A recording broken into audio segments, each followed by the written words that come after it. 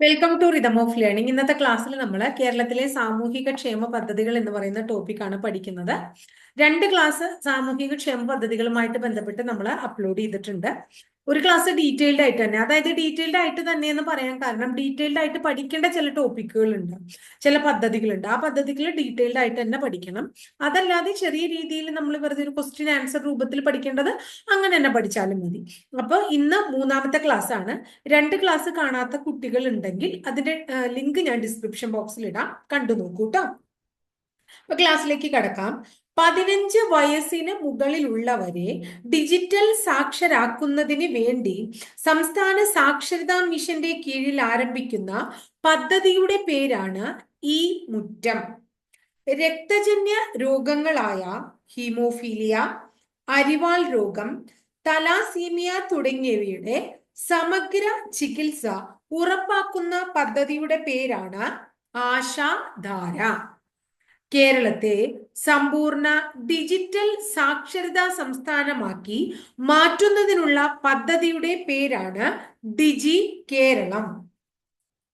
ചൂഷണങ്ങൾക്ക് ഇരയായ സ്ത്രീകൾക്കും കുട്ടികൾക്കും ആവശ്യമായ സൗകര്യങ്ങൾ നൽകുന്ന കുടുംബശ്രീയുടെ പദ്ധതിയുടെ പേരാണ് സ്നേഹിത. വിദൂരവും ദുർഘടവുമായ പട്ടികവർഗ സങ്കേതങ്ങളിൽ നിന്നുള്ള വിദ്യാർത്ഥികളെ സ്കൂളുകളിൽ എത്തിക്കുന്നതിനുള്ള പദ്ധതിയായ ഗോത്ര സാരഥിയുടെ പുതിയ പേര് എന്താണ്? വിദ്യാവാഹിനി.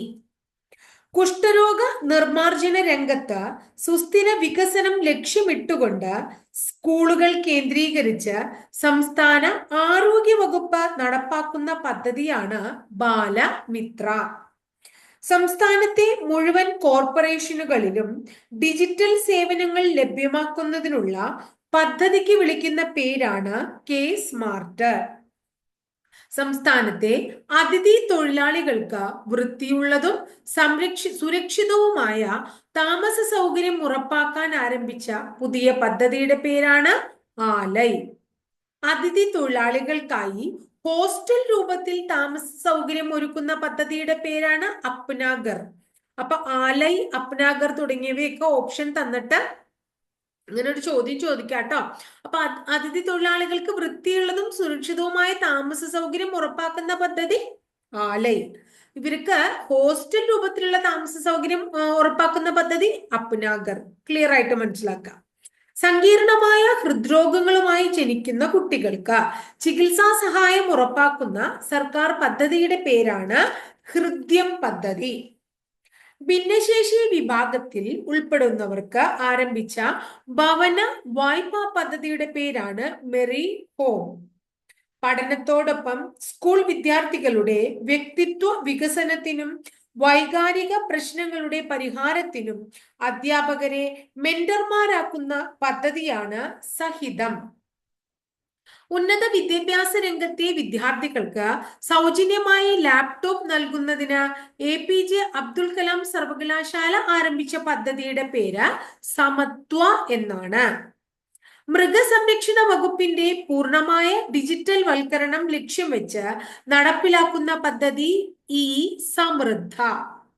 ഇന്ത്യയിൽ ആദ്യമായാണ് ഈ സമൃദ്ധ പദ്ധതി നടപ്പിലാക്കുന്നത് എന്ന് ഓർക്കുക. പരീക്ഷണാടിസ്ഥാനത്തിൽ ഈ സമൃദ്ധ പദ്ധതി ആരംഭിക്കുന്നത് പത്തനംതിട്ട ജില്ലയിലാണെന്നും മനസ്സിലാക്കുക.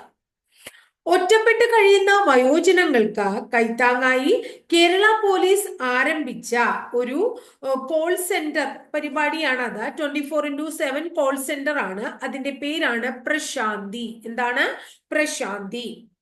കുട്ടികളിൽ ശാസ്ത്രബോധവും യുക്തിബോധവും വളർത്തുന്നതിന് സാംസ്കാരിക വകുപ്പ് ആരംഭിക്കുന്ന പദ്ധതിയാണ്, അല്ലെങ്കിൽ ആരംഭിച്ച പദ്ധതിയാണ് ബാല കേരളം.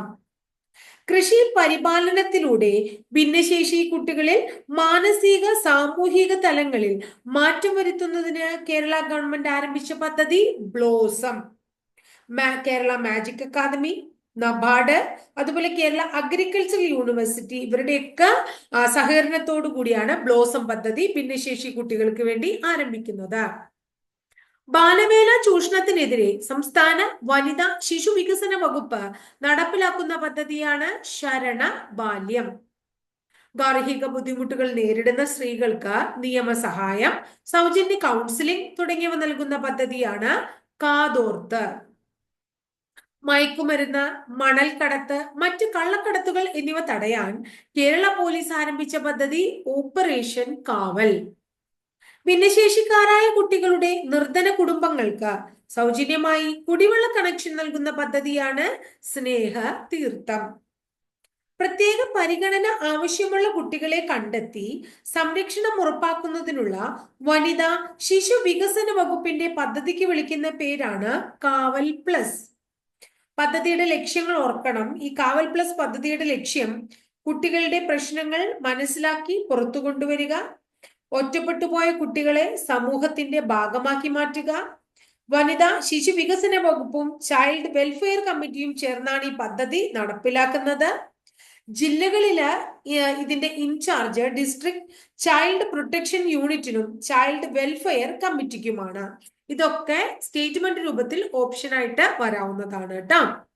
കുട്ടികളുടെയും കൗമാരക്കാരുടെയും ആത്മഹത്യ കുറയ്ക്കുന്നതിന് സംസ്ഥാന വനിതാ ശിശു ക്ഷേമ വകുപ്പ് നടപ്പിലാക്കുന്ന പദ്ധതിയുടെ പേരാണ് നിനവ്. വയോജനങ്ങൾക്ക് ഒന്നിച്ചിരിക്കാനും വിശേഷങ്ങൾ പങ്കുവയ്ക്കാനും സംസ്ഥാനത്ത് ആരംഭിച്ച പകൽ വീടുകൾക്ക് വിളിക്കുന്ന പേരെന്താണ്? സ്വയം പ്രഭാ ഹോം.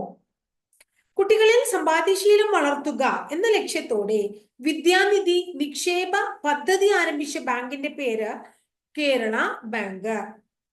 ഭിന്നശേഷി വിഭാഗക്കാരുടെ ക്ഷേമവും സംരക്ഷണവും ലക്ഷ്യമിട്ട് സാമൂഹിക നീതി വകുപ്പ് ആരംഭിക്കുന്ന പദ്ധതിയുടെ പേരാണ് സഹജീവനം. ഇന്നത്തെ ക്ലാസ്സിൽ നമ്മളിപ്പോ ഇന്ന് 25 ക്വസ്റ്റ്യൻസ്, അതായത് 25 പദ്ധതികളാണ് പഠിച്ചത്. കഴിഞ്ഞ 2 ക്ലാസ്സിലെ പദ്ധതികൾ, അത്യാവശ്യം പദ്ധതികൾ കഴിഞ്ഞ ക്ലാസ്സുകളിലും നമ്മൾ അപ്ലോഡ് ചെയ്തിട്ടുണ്ട്. ഞാൻ പറഞ്ഞു അതിന്റെ ലിങ്ക് ഞാൻ ഡിസ്ക്രിപ്ഷൻ ബോക്സിൽ ആഡ് ചെയ്യാം. നന്നായി നിങ്ങൾ പഠിക്കുക.